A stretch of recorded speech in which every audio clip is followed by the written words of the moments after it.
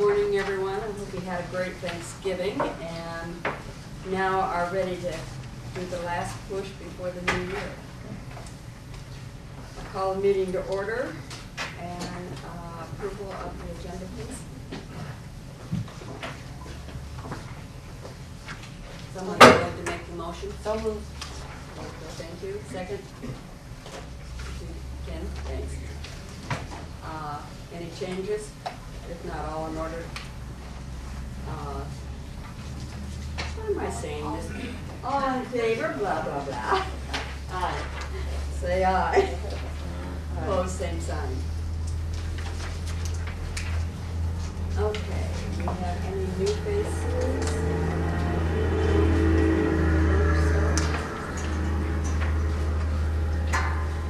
Okay.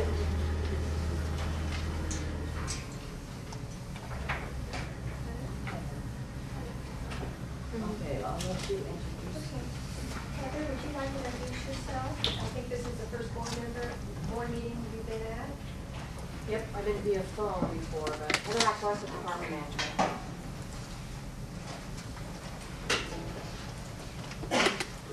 A minute here.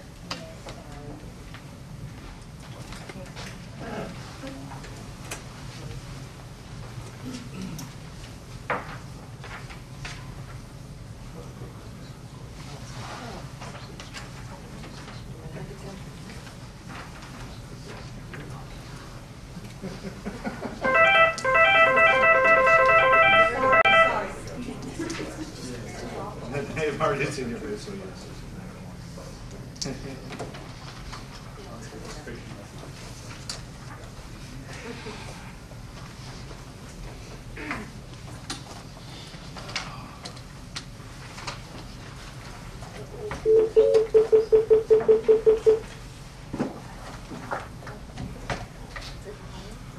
Thank you for using the ICN conferencing system.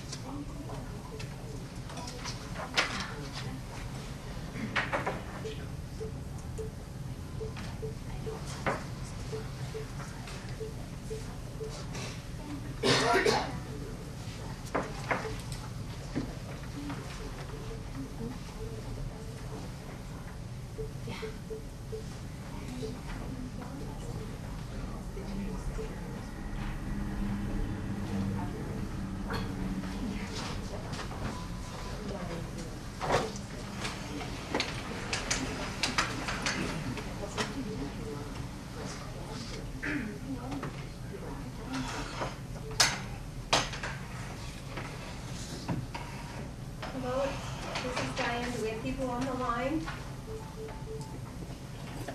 Hello? Jacoby is here. Hi, Dave. Francis, are you on? I am on. Great. Anyone else?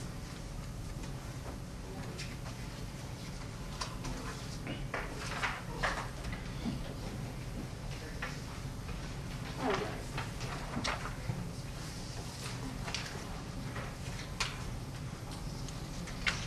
You heard that Francis is here, and so is Dave Jacoby. Approval of the September 29 and October 3rd minutes. So moved. Thank you, Sally. Second? I'll second. Thank you, James. Any corrections or additions? Hearing none, all in favor signify by saying aye. Aye. Aye. Opposed, same sign. Motion carries. Okay, Mary Lou will have our update, please, for immigration.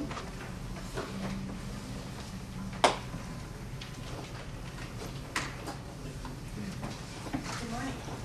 Good morning.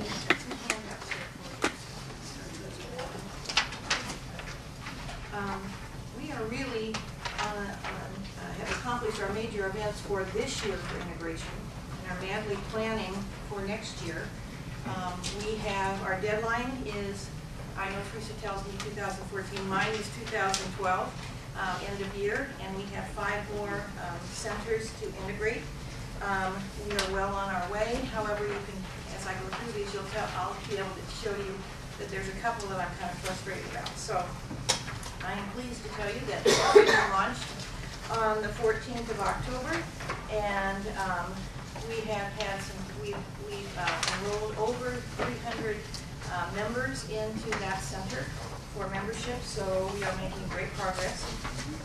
Ottumwa is now scheduled for the 14th of March, and we will be starting training the middle of February. It's about a 6-week process, so we will be able to launch on the 14th. Carol, we did have scheduled for this year, however, due to staffing changes, we had to put a hold on that. I'm hoping to do Carol as well as Spencer, if we get approval on the floor plan and the estimates, by the end of May. And we'll do it together. We'll do the training together because I feel like they're smaller groups and it's a better way to train both of them together. And then we'll do separate launches. Hoping that everything works out. Carol will be first and then Spencer will be second. Marshalltown is the one that we're kind of struggling with right now. We've gone back and forth between an RFP to the current location.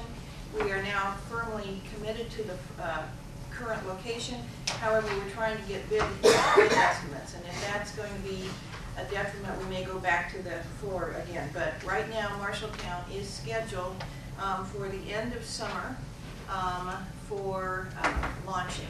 What we're trying to do is accommodate Iowa Valley. They want to do a lot of the work themselves to save money, and so their staff will be more available during the summer, so that's why we scheduled it then. And then Davenport, the big challenge. We have now figured out how to fit everyone into the current location, which is something we said we couldn't do at the beginning, but we got creative, and the more we integrated, the better, and more educated we became on how to use space. So Davenport is the last one. We are hoping to schedule it at probably at this point in time, I'm saying October, which will give us a 2-month finish so that we can finish on time and in advance, which is what I love to do. So that is our goal at this point. I am handing you out the October numbers. I will be pulling numbers tomorrow for November, and I will share them so that you can have those as well. One thing that we have done consistently through integration is host other states and to show them integration, because we are acknowledged as one of the leaders in integration. This last month we were pleased to present not only integration but also access points to the state of Minnesota. They stayed with us a whole day, and I swear they asked enough questions for a week. But anyway, we crammed it all in. They got to see both an integrated center, which was the 430 East Grant, as well as one of our access points in the morning. Very impressed. Asked if they could come back, so I'm sure it's not the last time we'll see them. And the last thing we have is that we have a new language translation service. It's often over 240 languages, and our centers can actually dial into this number, and they will translate whoever, any of those languages. We found that, particularly in some of our centers, such as a Council Bluffs, a Waterloo, some of those that really have challenges, in Sioux City, as a matter of fact, because of not only Transition Center, and we're expecting it for the Denison and Storm Lake clientele. So we have expanded that. It's a new service. It will start the 1st of January, and we are getting training on it this month. So, any questions? Can you give me just a real quick description of how the training is going with the centers? We aren't really training at the centers themselves. It's really self-help, or they can do it themselves. We designed the program, which Chris will show you in a little bit. It's very easy, just to point and click and answer the questions, and then we also have instant messaging. But we do actually do a demo, which Chris does for us for virtual access. And before anyone signs up, we walk them through the demo to show them how easy it is. And honestly, that is probably the biggest selling point we have. A lot of people will say, I don't know if it works, and then when they see the demo, they realize how easy it is and how helpful it is. Well, I ran into a buzzsaw recently from the city manager in eastern Iowa, who claims this is an unfunded mandate to his library and is very upset about the whole idea. And the big thing they were saying was that the training wasn't there. We offer webinars twice a week. We also do on-site training if they want it, but really all we need to do is turn it on, and we have an agreement that says all we expect the site, the host site, to do is just turn on the computer, and the rest is just pointed. Yeah, we'll be glad to. Yeah, Washington. Yeah. Yes. Could you elaborate a little more on that translation center? Is that a human to human? No, it's a phone service. It's a 1-800 number that we dial in, and then they talk into that, and then they translate back to us. They talk into it, and there's a human being on the other end making the translation. Yes, yes, yes. How many languages are they available? Over 240 and counting. Oh, One of the things our older translation service was, it didn't offer that many at all, like maybe 10. And we had a lot of requests for Bosnian and some of the other languages that we couldn't support. So this will solve this, clearly. good, good. Where's that located, you know? Vancouver, Washington. Thank you. And we can get you, we will have a PowerPoint that I can send you if you'd like that. On the translation center? Yes, on how it Yeah, works, on how that it would works. be great. Send it out to everybody. Okay. That may be something also that the libraries would find very useful for them if that's a Yeah, message. it's a master contract with the state of Iowa, which we're just part of. So the libraries would be part of it. I'm not sure, I don't know. Depends on their funding. Yeah, some of them are funded out of county, dollars, local, governmental dollars, but we can check that out, and we'll know that before we send it out. We'll tell you. Okay. Any other questions?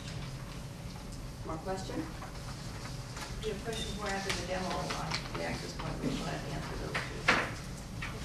Thank you. Thank you.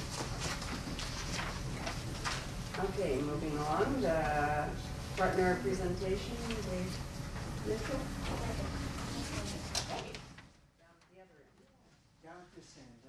Dean Day had asked me to share a little bit about 220 staff, about 100 vocational rehabilitation counselors that are spread out working with people with disabilities, helping them get matched into employment based upon their skills and interests.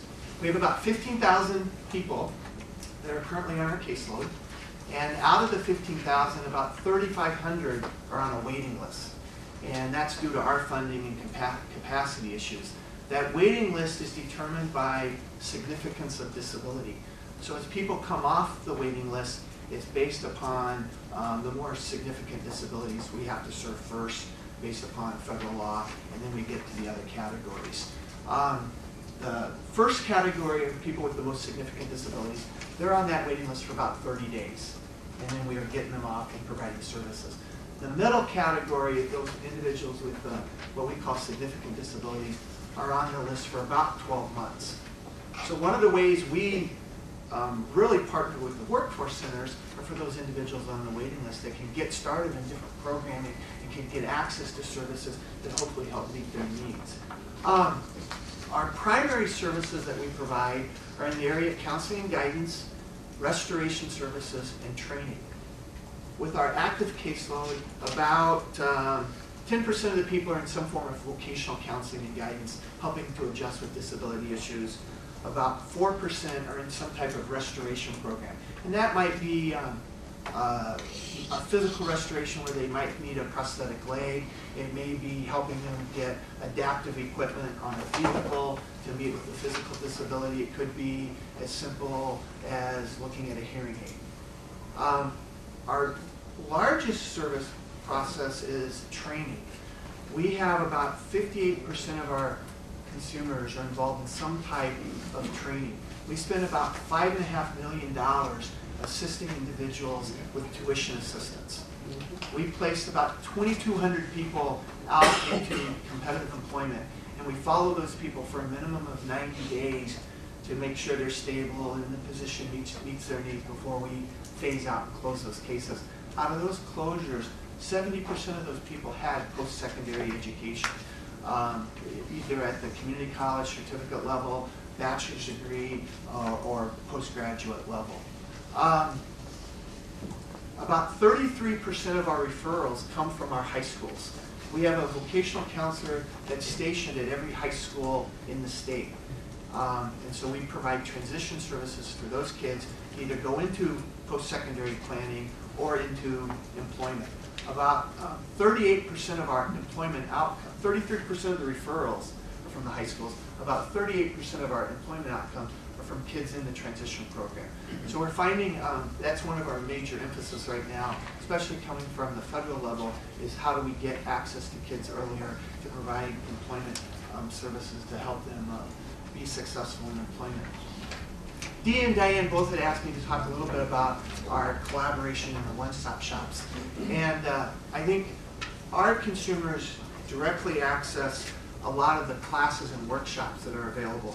And I got a little feedback from our staff, and some of the things they thought were most valuable in terms of the workshops were the basic computer classes, the GED tutoring, the skills assessments, the job search skills, the applications, resumes, interviewing skills, the skill inventory programs, and then also the financial aid application process and how to help somebody look at resources out in the community. So we have a network with the one-stops, and the majority of our consumers are accessing those services and getting benefit. The other piece of that is the services we provide to business and industry and our employers. And we work very closely with our workforce reps on employer panels, targeted job fairs, sharing that information in terms of what the business needs to be successful. And we can come in with a disability approach and be a resource for the one-stops as we help businesses look at how do we get qualified candidates into their doors. And then certainly the whole idea of the labor market exchange and how we access qualified candidates and match them up with employers, utilizing the workforce job banks and sharing candidates and matching them up with employers we work very closely with. I thought it might be helpful to have a couple of success stories so you kind of get a little bit of a personal story here. And I had a couple of stories come in. I'm just going to kind of summarize those. But one story is from our Mason City area office. And they worked specifically with the WIPA benefits planners and the vet reps. And we have one individual who was really struggling with trying to get off their benefits and figure out what they really wanted to do. And they worked closely with the vet rep, and the vet rep hooked them up with VR. We worked with the benefits planner, and the person's involved with the work experience in our VR office in looking at office skills supports and using the computer system. And then as that person transitions out of that, we'll be able to partner to look at competitive employment. The VA is actually paying this person a stipend while they work at our office to get some skills and experience, and then we'll be able to partner with the WIPA program and the VA to move that person out. And this was an individual that was about ready to fall through all the cracks, and hopefully now is heading in the right direction. Our Creston office is one of our smaller units, but really has developed a very cohesive collaboration with all the workforce partners. And they had a number of stories where they're working with the WIPA staff, the Job Corps programs, the vet reps, Promise Jobs. And they had one individual that came out of the prison system.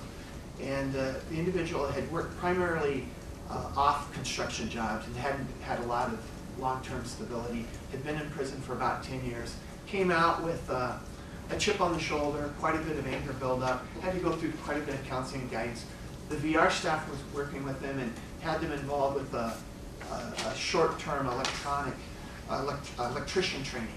And the person really wasn't successful academically and needed some supports to be able to be moved out into the community. We hooked them up with the WIPA program, with the WIA program, and the vet rep. And the person started going into the workforce center, attending the classes. And it did not happen overnight. It took several months of guided approach from all these sources to have the kind of the light go off. And one day the person came in, they'd shaved, they'd cleaned up, they wore interview clothes, and the staff shared that we really didn't even know who this person was as they came in. And from that, they got them connected up with a work experience program to get some current experience in the construction area. And this was through the WIA staff and the vet rep that really did this. And the person was still involved coming into the workforce center, checking out job leads, using the computer system, the database, and working with a peer job club group. And one day the staff came in and they saw this individual teaching some of the other job candidates about clothing attire and what it took to look at personal appearance.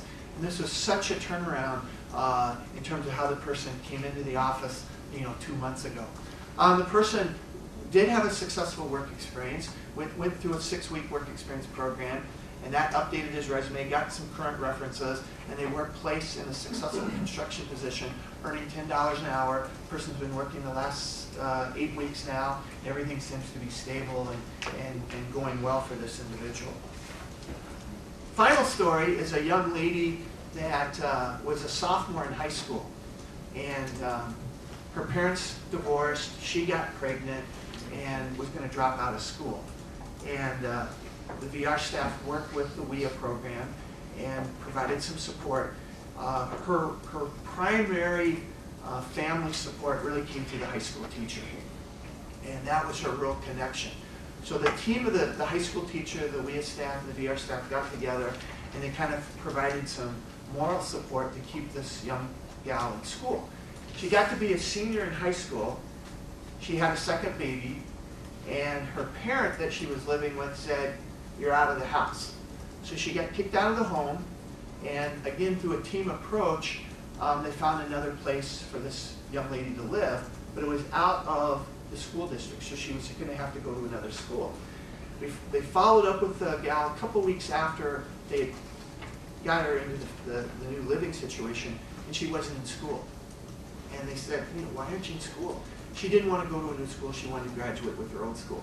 Again, the staff got together, worked with the school district. She did get enrolled in the new school district, finished her classes, but they figured out a way for her to graduate with her people that she knew in the old school district. So she was motivated enough to stay in school, got out of school, again through some benefit planning and through the WIA staff, the workforce staff. She got into a work experience. We shared some funding to help her take some paraprofessional medical classes. So right now, she's doing some volunteer work that gets her eligible for the PJ program and some funding. She's doing some work experience and is taking some classes in the medical nurse's aid field, and seems to be stable and is hopefully on the road to getting employment after she finishes the training. Those are just 2 examples, though, of where the team of people really work together in collaboration. And I think if just one of those programs was available working with the person, the person would have fallen through the cracks. And it was really a team approach that kept both of these individuals in line with their employment goals and getting the supports necessary to really collaborate. And that's really the whole idea of the one-stop shops, is how do we work together effectively as partners to get the resources necessary to help an individual become a marketable candidate for our business and industry customers. So that's just a little bit of how we fit into that, and a little bit of a global picture of vocational rehabilitation. We're pleased to be part of the one-stop shops, and really have found that in the areas where we're doing that teamwork and collaboration, we're so much more effective. And we're not there in all areas, and we know that. We're working on those relationships. Another thing, I'm thinking of Greer here, it was very helpful as I come to these meetings with the information you shared on the apprenticeship programs. And certainly as we talk about training, the apprenticeship programs fit into that. And I've been able to share information with our staff about apprenticeship and how we use that as part of our training, and again, partner with the local resources. So there's a variety of things that we're doing to try to connect our candidates out into the world of work, and certainly our partnering with the workforce centers is helping them. any questions, comments, or? Thank you. Thank you. I appreciate your update on what's happening. Moving along, Paul,